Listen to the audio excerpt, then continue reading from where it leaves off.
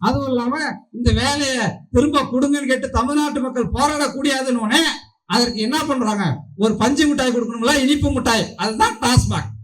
நேரடியா நீ வரியா, வேலை இல்லையா, நீ போய் குடிச்சிட்டு கடை, உனக்கு இலவச ரேஷன் அரிசி போடுறான், நீ குடிச்சிட்டு இந்த அரிசி சோறை தின்னுட்டு வீட்டுல விழுந்து கட்டுரு. ஆனா உரிமை, வேலை உரிமை என்று ரோட்டுக்கு வந்துடாத, அதான் நிபந்தனை. இதைத்தான் திமுகவும் அதிமுகவும் செய்து கொண்டிருக்கிறது.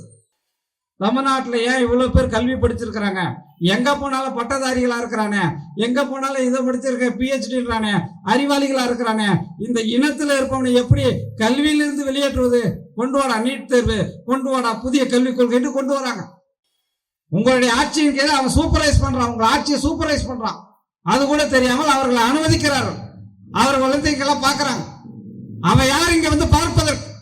எங்கேயும் அப்படியான சம்பவமே நடக்கல, விகாரிகள் தாக்கப்படவே இல்லை. ஆனால் ஒரு பொய்யின் மீது, வதந்தியின் மீது வந்த செய்திகளின் அடிப்படையிலே ஒரு பீகார்காரன் வரான், வந்து பார்க்கிறான், அவனுடைய பாதுகாப்பை உறுதிப்படுத்துறான். ஆனால் இதே தமிழ்நாட்டிலே பல்வேறு இடங்களிலே தமிழர்கள் தாக்கப்பட்டுக் கொண்டிருக்கிறார்கள். ஆனால் இந்தியாவுக்கே நாங்கள் தான் முதன் மாதிரி, இந்தியாவுக்கே வழிகாட்டுகிறது திராவிட மாடல் என்று சொல்லக்கூடிய இந்த அயோக்கியர்கள் 50 ஆண்டுகளாக நம்ம ஏமாற்றிக் கொண்டு இருக்கக்கூடிய அரசு வேலைகளையும் வெளி மாநிலத்திற்கு கொடுத்துக் கொண்டிருக்கிறார்கள். தமிழ்நாடு அரசுடைய மின் பொறியாளர்கள் மின்துறையில வேலை பார்க்கக்கூடிய இடத்துல வெளி மாநிலத்தில் வந்துட்டு போறோம். 2016ஆம் ஆண்டு OPS ஆட்சி காலத்திலே ஒரு சட்டத்தை போட்டு தமிழ்நாடு அரசு பணிகளுக்கு வெளி மாநிலத்தவர் வரலாம் என்று அறிவித்தார்கள்.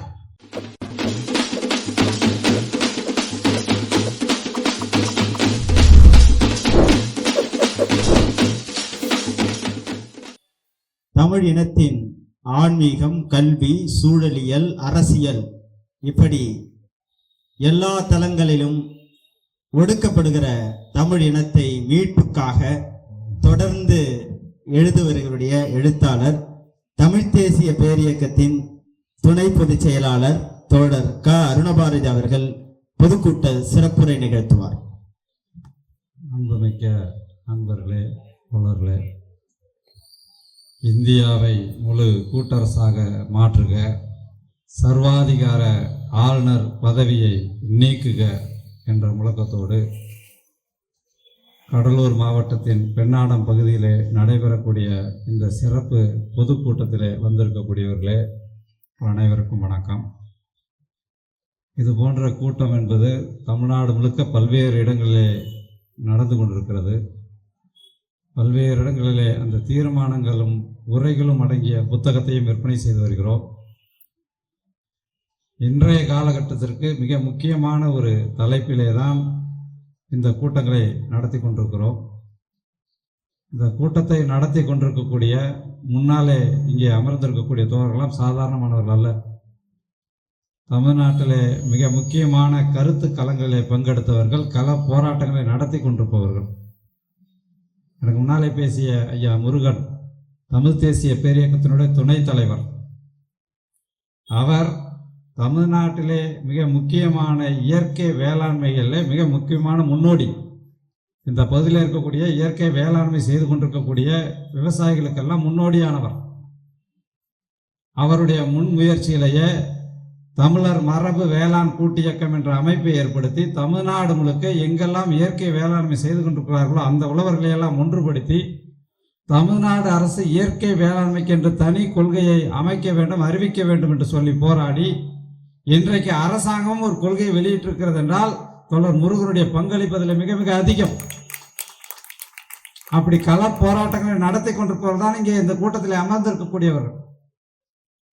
நம்முடைய மக்கள் சாதாரணமாக அருந்தக்கூடிய அந்த உணவு இருக்கிறதுல அரிசி, அந்த அரிசியிலேயே ஒரு கலப்படத்தை மேற்கொண்டு பன்னாட்டு நிறுவனங்கள், ஃபேக்டரிகளை, தொழிற்சாலை தயாரிக்கக்கூடிய அரிசியை நம்முடைய ரேஷன் அரிசியில திருட்டுத்தனமாக கலந்து அதனால என்ன பாதிப்பு வரும் என்பதெல்லாம் தெரியாமல் அதற்கு ஆய்வு செய்யக்கூட ஒரு நேரத்தை ஒதுக்காமல் சோதனை எலிகளைப் போல தமிழ்நாட்டு மக்களை இந்திய அரசு செறிவூட்டப்பட்ட அரிசி திட்டம் என்ற பெயரில் அடிமைப்படுத்தி கொண்டிருக்கிறது.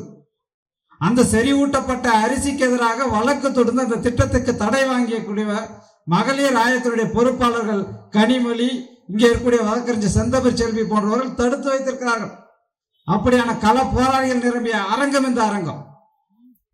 நமது இனத்தினுடைய உரிமை போராட்டங்களே நம்மோடு தோள் கொடுத்து நிற்கக்கூடிய தமிழ் தேசிய பேரியக்கத்தோடு எல்லா போராட்டங்களில் பங்கெடுத்திருக்கக்கூடிய நாம் தமிழர் கட்சியினுடைய மாநில ஒருங்கிணைப்பாளர் தோழர் அருளினியன் இருக்கிறார். இது போன்ற எண்ணற்ற போராளிகள் நிரம்பிய அரங்கத்திலே நாம் பேசிக் கொண்டிருக்கிறோம். அதுவும் இந்த பெண்ணாட மண் என்பது தமிழ் இனத்திற்கு, தமிழ் நாட்டிற்கு, தமிழ் தேசியத்திற்கு வழிகாட்டிய புலவர் கலியபெருமாள் போன்ற, தோழர் தமிழரசன் போன்ற தமிழ் தேசிய போராளிகள் உலவிய மண். இந்த கடலூர் மாவட்டத்திலே இந்த பெண்ணாட மண் என்றாலே சிவக்கக்கூடிய அளவில் மிகப்பெரிய கொள்கை சார்ந்த ஒரு மண்.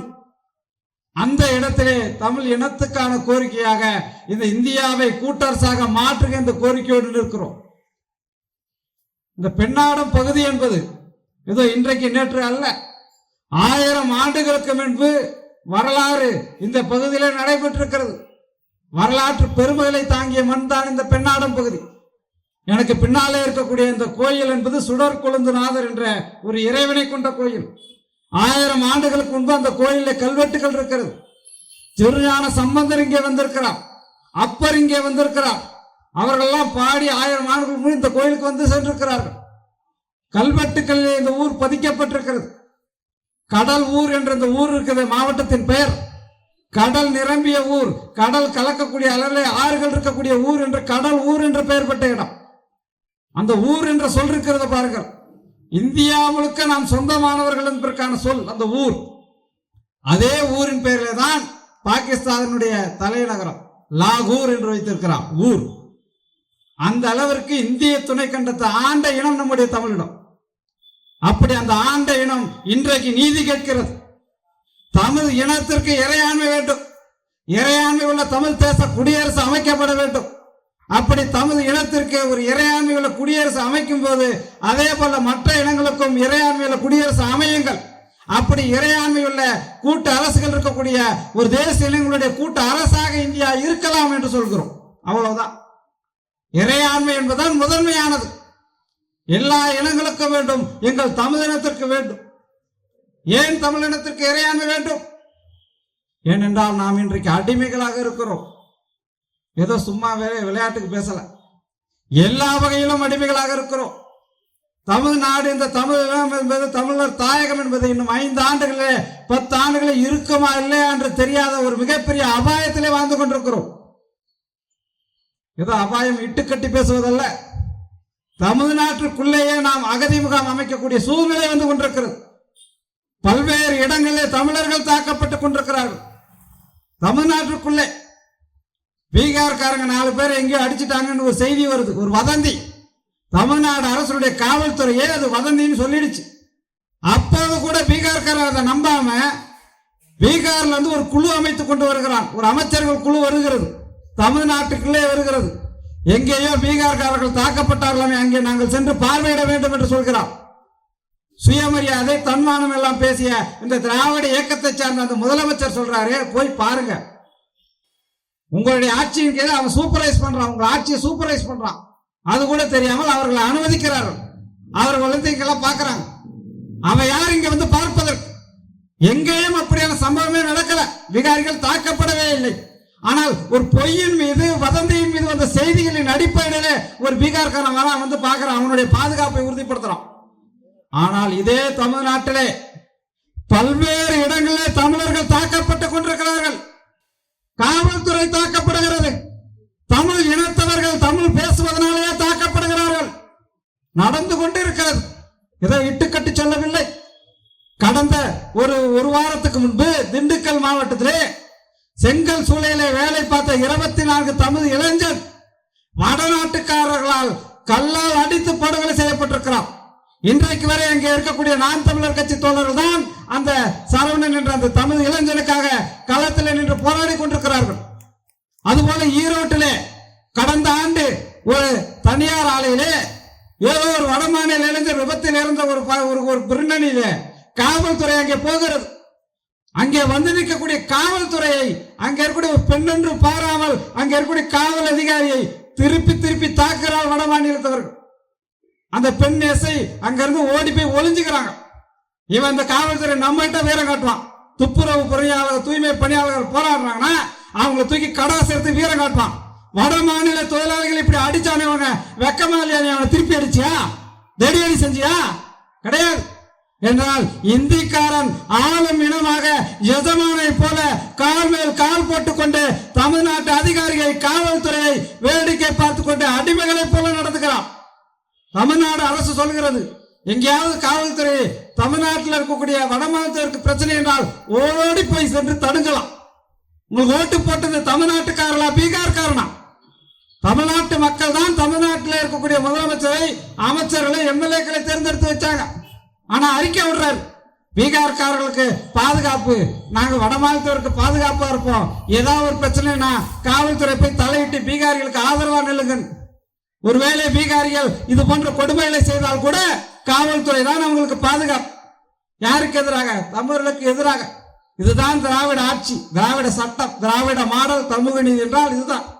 இப்படி தமிழ்நாட்டிற்குள்ளேயே தமிழர்கள் அடக்கி ஒடுக்கப்படக்கூடிய ஒரு சூழ்நிலையை வாழ்ந்து கொண்டிருக்கிறோம். எல்லா உரிமைகளும் போய் கொண்டிருக்கிறது. எல்லா உரிமைகள், கல்வி உரிமை போய் கொண்டிருக்கிறது. கல்வி என்பதை கிட்டத்தட்ட ஒண்ணுமில்லாம ஆக்கிட்டாங்க. ஏதோ இவங்கெல்லாம் நாங்க கல்விக் கொள்கை கொண்டு வந்தோம்லாம் சொல்றாங்க. டெல்லியில் இருந்து கொண்டு அவன் கல்வியை விடுவிக்கிறான். தமிழ்நாட்டிலே இருக்கக்கூடிய நாம் என்ன படிக்க வேண்டும் என்பதை டெல்லியிலே தீர்மானிக்கிறார்கள். மோடி அரசு புதிய கல்விக் கொள்கை என்று ஒன்று கொண்டு வந்திருக்கான். என்னது? நீட் என்ற ஒரு தேர்வின் காரணமாக நம்முடைய அனிதா தொடங்கி எவ்வளவு சொந்தங்களை நாம் இழந்திருக்கிறோம். மருத்துவ கல்வியிலேயே நாம் உள்ளே செல்ல முடியாத ஒரு நிலைமையை உருவாக்கிறார் ஒரே ஒரு நீட் தேர்வு. இப்போது அந்த புதிய கல்விக் கொள்கையை சொல்றான், ஒரு நீட் தேர்வு உங்களுக்கு பத்தாது.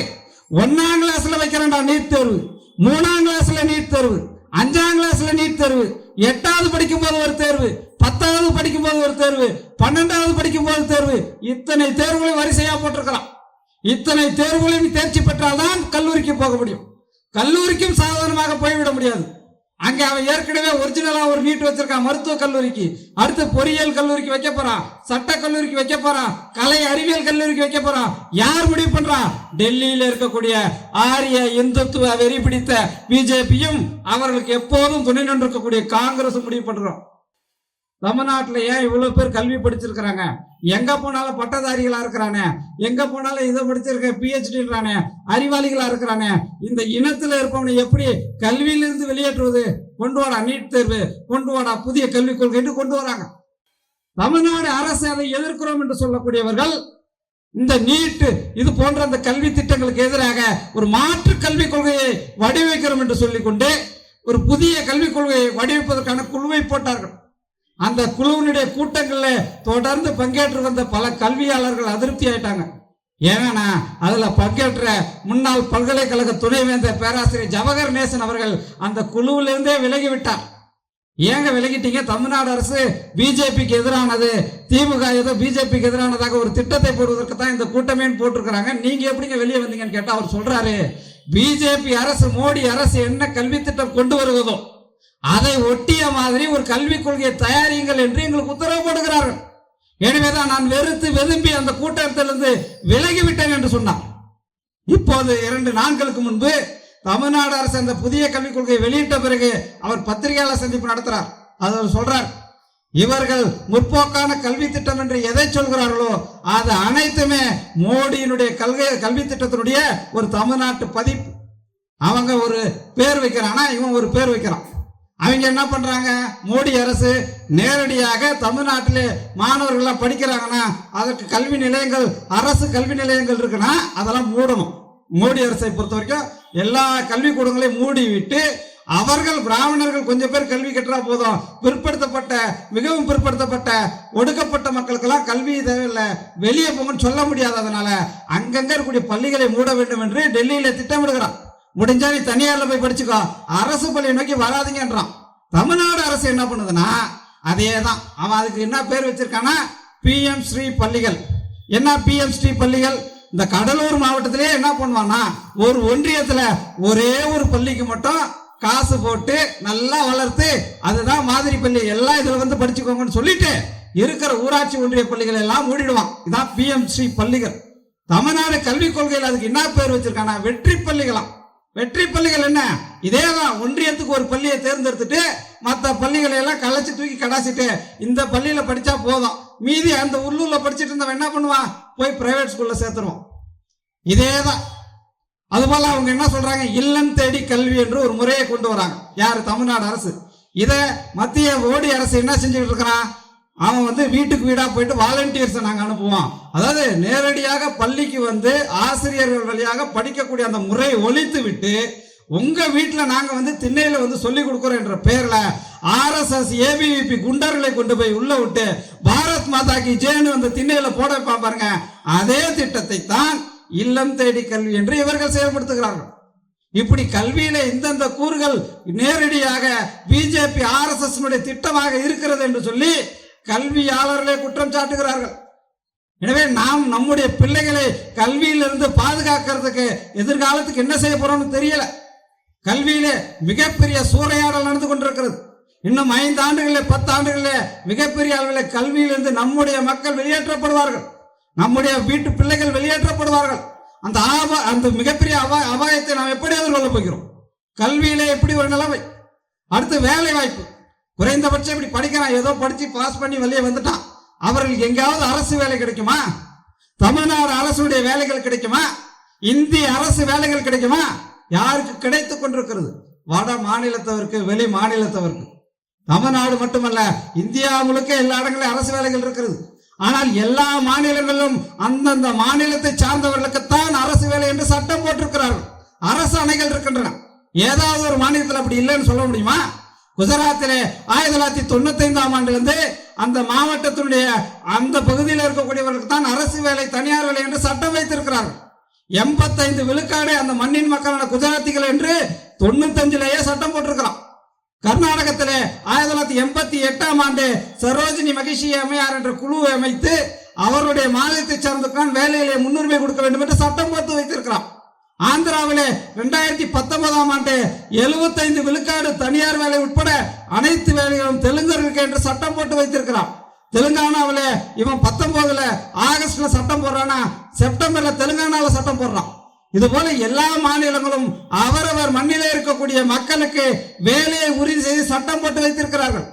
ஆனால் இந்தியாவுக்கே நாங்கள் தான் முதன் மாதிரி, இந்தியாவுக்கே வழிகாட்டுகிறது திராவிட மாடல் என்று சொல்லக்கூடிய இந்த அயோக்கியர்கள் 50 ஆண்டுகளாக நம்ம ஏமாற்றிக் கொண்டு இருக்கக்கூடிய அரசு வேலைகளையும் வெளி மாநிலத்தவருக்கு கொடுத்து கொண்டிருக்கிறார்கள். தமிழ்நாடு அரசுடைய மின் பொறியாளர்கள் மின்துறையில வேலை பார்க்கக்கூடிய இடத்துல வெளி மாநிலத்தில் வந்துட்டு போறோம்.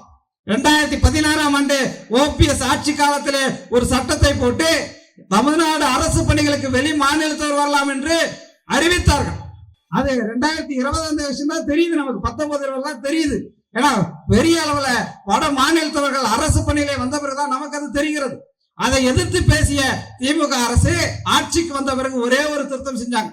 எந்த வட மாநிலத்தவர் வந்தாலும் பரவாயில்ல, ஆனா அவனுக்கு ஒரே ஒரு நிபந்தனை, அவன் தமிழ் தேர்வு எழுதினால் போதும். வட மாநிலத்துக்காரன் எழுதின தமிழ் தேர்வு இருக்கு, அது எப்படி இருக்கும்? 2016ஆம் ஆண்டு மதுரையில அஞ்சலகத்துக்கான தேர்வு நடக்கிறது. அஞ்சலகத்துல ஒரே ஒரு விதி என்னன்னா, அந்த வரக்கூடிய அந்த அஞ்சல் கடிதம் என்பது முகவரி அந்த மாநில மொழியிலே இருக்கலாம். எனவே அந்த அஞ்சலகத்திலே ஊழியர்களாக பணி செய்யக்கூடியவர்கள் அந்தந்த மாநில மொழியை படித்து தேர்வு எழுதினால்தான் அஞ்சலகத்திலே பணியாற்ற முடியும். 2016ஆம் ஆண்டு அதற்கான தேர்வு மதுரையில் நடைபெற்ற போது தமிழ் மதிப்பெண் என்னன்னா 25 மதிப்பெண். 25க்கு 25 பல பேர் போட்டிருக்கிறான். தமிழ் பசங்க பார்த்தா 10-15 வாங்கியிருக்கிறாங்க. டேங்கப்பா, நம்மளை விட பெரிய புலவர்களா இருப்பாங்க போல இருக்கேன்னு சொல்லிட்டு அந்த 25 வாங்கினாங்கல்ல, அவங்களோட கைபேசிக்கு அடிச்சு பார்த்தா அவன் சொல்றான், தமிழ் நெகி மாலும். 25க்கு 25 வாங்கினவன் எப்பறம் நீ வாங்கணும்னு சொல்லிட்டு அவனுடைய பெயர்களை எடுத்து பார்த்தால் எல்லோரும் ஹரியானாவை சார்ந்தவர்கள். மதுரையில் நடந்ததா இல்லையா?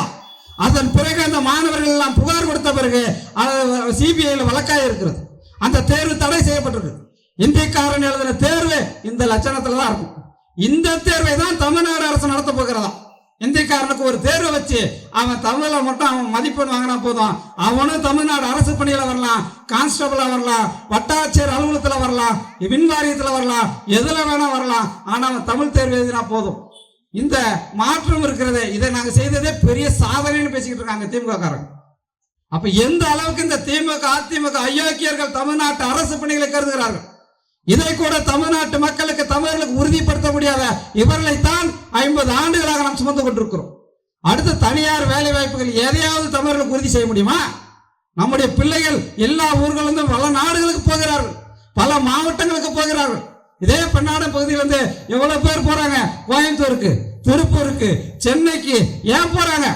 இங்கே பெண்ணாடத்திலே அவர்களுக்கு வேளாண்மை கிடையாது, வாழ்வாதாரம் கிடையாது, வணிகத்தை செய்ய முடியாது. எனவே பிரிந்து எங்கெங்கயோ போறாங்க, வேலை தேடி அகதிகளை போல போறாங்க. அந்த அளவிற்கு உள்ளூரிலே ஒரு வாழ்வாதாரத்தை உற்பத்தி செய்யாமல் ஒரு வாழ்வாதாரத்தை உறுதி செய்ய முடியாத ஒரு ஆட்சி நடந்து கொண்டிருக்கிறது. எனவே வேலை வாய்ப்பு முழுக்க முழுக்க வட மாநிலத்திற்கிட்ட போயிடுச்சு. எல்லா அத்துக்கூலி வேலைகளும் அவர்கிட்ட போயிடுச்சு. எந்த வேலையுமே நாம பார்க்க முடியாது. 600 ரூபா 500 ரூபா கூலி உயர்வு வாங்கி வைத்துக் கொண்டிருக்கிறோம். இந்திக்காரனை உள்ள கொண்டு வந்து 200 ரூபான்னு ஒரே நாள்ல கொண்டு வரான். நம்மால 300 ரூபாய் வேலைக்கு போக முடியாது. அந்த அளவிற்கு எல்லா துறைகளிலும் வட மாநிலத்தவர் வந்து எல்லாருடைய வேலைகளையும் பறித்துக் கொண்டிருக்கிறார்கள். அதுவும் இல்லாம இந்த வேலையை திரும்ப கொடுங்கன்னு கேட்டு தமிழ்நாட்டு மக்கள் போராடக்கூடியதுன்னு அதற்கு என்ன பண்றாங்க?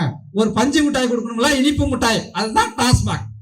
நேரடியா நீ வரியா, வேலை இல்லையா, நீ போய் குடிச்சிட்டு கடை, உனக்கு இலவச ரேஷன் அரிசி போடுறான், நீ குடிச்சிட்டு இந்த அரிசி சோறை தின்னுட்டு வீட்டுல விழுந்து கேட்டுரு. ஆனா உரிமை, வேலை உரிமை என்று ரோட்டுக்கு வந்துடாத. அதான் நிபந்தனை. இதைத்தான் திமுகவும் அதிமுகவும் செய்து கொண்டிருக்கிறது. இந்த டாஸ்மாக் ஊருக்கு பெருகினதுனால்தான் மிகப்பெரிய அளவுல சட்டம் ஒழுங்கு பிரச்சனைகள் நடந்து கொண்டிருக்கிறது. பெண்கள் மீதான பாலியல் வன்கொடுமை போன்ற மிகப்பெரிய கொடுமைகளுக்கு பின்னணி இந்த மதுதான். அந்த மது இங்க இருக்கக்கூடிய தமிழர்கள் மட்டுமல்ல, வட மாநிலத்துக்காரனும் அதுதான். நேரடியாக அது இன்னும் பெரிய சிக்கலை கொண்டு வருது. எல்லா இடங்களிலும் வட மாநிலத்தவர் வந்த பிறகு நடக்கக்கூடிய குற்றங்கள் மிக பெரும்பாலும் பெரிய அளவில் நடந்து கொண்டிருக்கிறது. நம்ம ஊர்ல இருக்கிறவனே ஏகப்பட்ட கிரிமினல் வேலை பார்க்கறானா, அவனும் வந்து சேர்ந்த பிறகு அது இன்னும் அதிகமாயிடுச்சு. எந்த வேலையும் இவர்கள் செஞ்சாங்க அவங்க செஞ்சாங்கன்னு பிடிக்க முடியல. இப்ப ஒரு திருட்டு உள்ளூர்காரன் நடத்தினானா இந்த திருட்டு முறையை பார்த்து இவன் இப்படி வருவான் அப்படி வருவான்னு சொல்லி நம்ம போலீஸ்காரங்க சொல்லிட முடியும். செஞ்சுக்கிட்டு இருக்கிறாங்க. அப்படிதான் பல குற்றங்களை கண்டுபிடிக்கிறாங்க. ஆனால் வட மாநில தொழிலாளிகள் அங்கிருந்து போர்வையில வந்து குற்றங்களை செய்யும் போது கண்டுபிடிக்கவே முடியல. காவல்துறை திணறி போகிறது.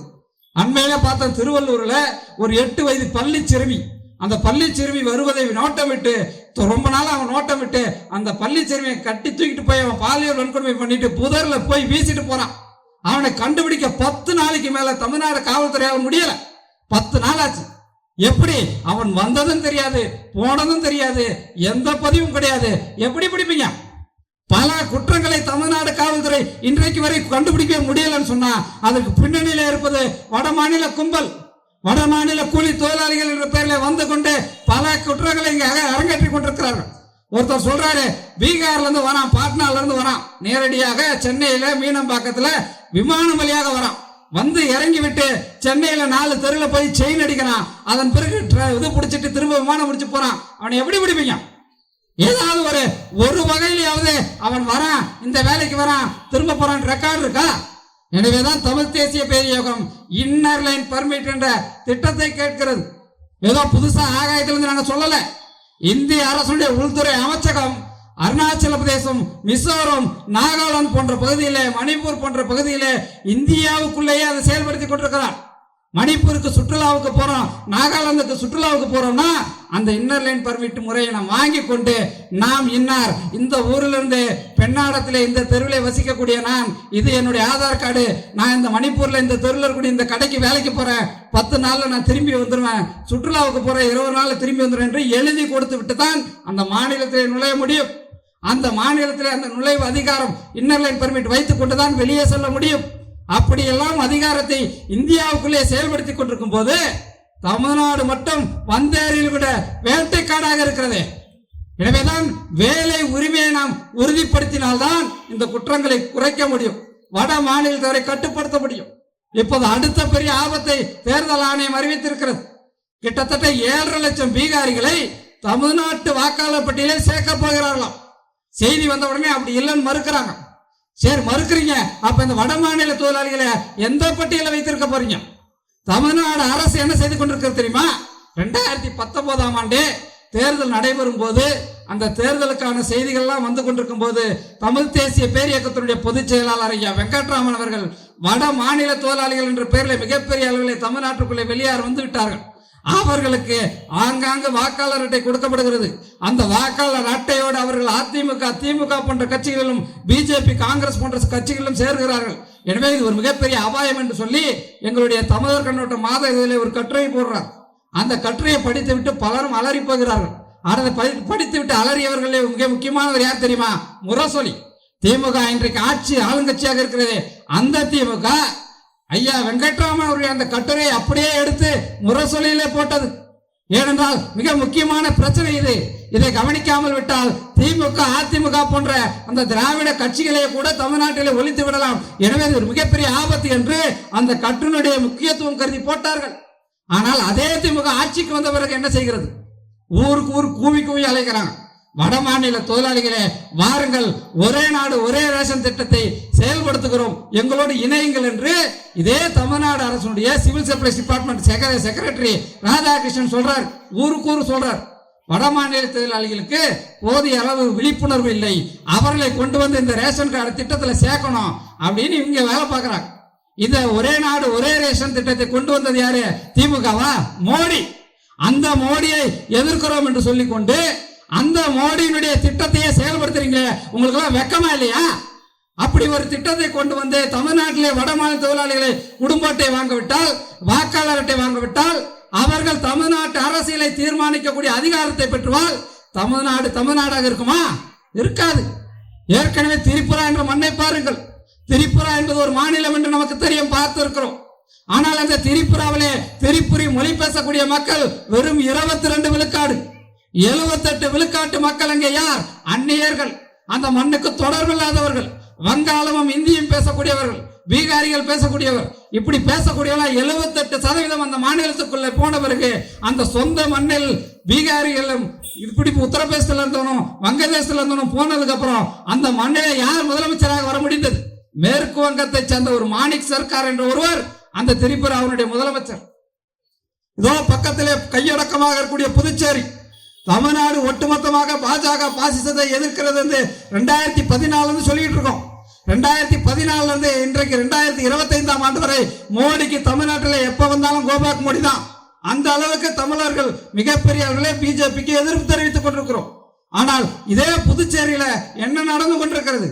பிஜேபி ஆட்சி அமைச்சுட்டான் ஒரு சின்ன பகுதி. எப்படி அங்கே பிஜேபி இன்றைக்கு ஆட்சியில் இருக்கிறது?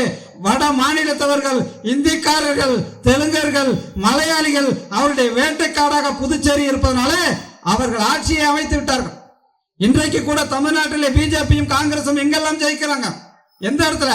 கன்னியாகுமரியில, கோயம்புத்தூர்ல, திருப்பூர்ல, வேலூர் கிட்ட. ஏன்? அங்கெல்லாம் பிற மாநிலத்தவர்கள், பிற மொழி பேசக்கூடியவர்கள் அதிகம். எனவே அங்கெல்லாம் தான் இந்திய கட்சிகள் சொல்லக்கூடிய பாஜகவும் காங்கிரசும் வெற்றி பெறுகின்றன.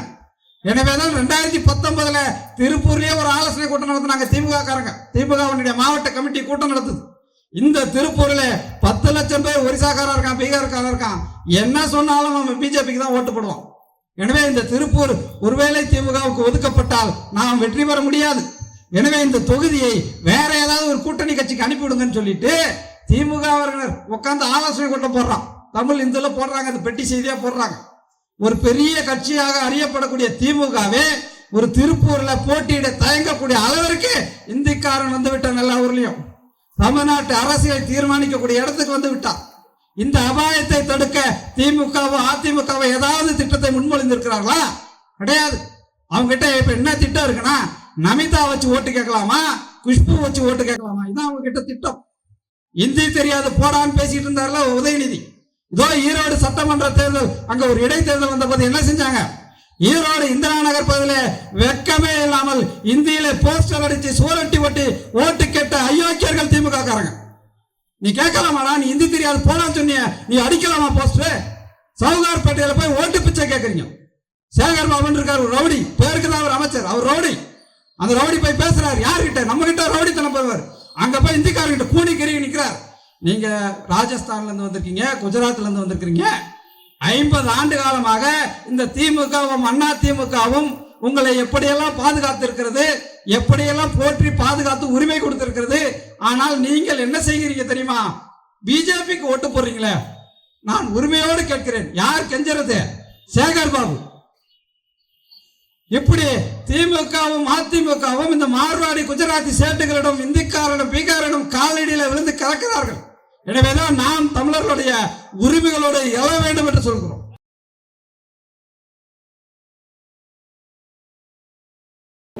இவ்வாறான பல செய்திகளை பல சிக்கல்களுக்கு விடை கிடைக்கக்கூடிய செய்திகளை தமிழர் கண்ணோட்டம் வலைவழியில் வெளிப்படுத்தி வருகிறோம். இது தற்சார்பாக செயல்படுவதற்கு நிதி தேவைப்படுகிறது. இந்த நிதியை நம்முடைய மக்களாகிய நீங்கள் தான், இளையோரும் பெரியோரும் நண்பர்களும் தோழர்களும் சான்றோரும் நீங்கள் உங்களால் இயன்ற அளவு என்ன இயலுமோ அந்த நிதியை வழங்குமாறு அன்போடும் உரிமையோடும் கேட்டுக்கொள்கிறேன். உங்களுக்கு நன்றி உணர்வோடும் பொறுப்புணர்வோடும் தமிழர் கண்ணோட்டம் செயல்படும் என்பதை உறுதி தெரிவித்துக் கொள்கிறேன். நன்றி, வணக்கம்.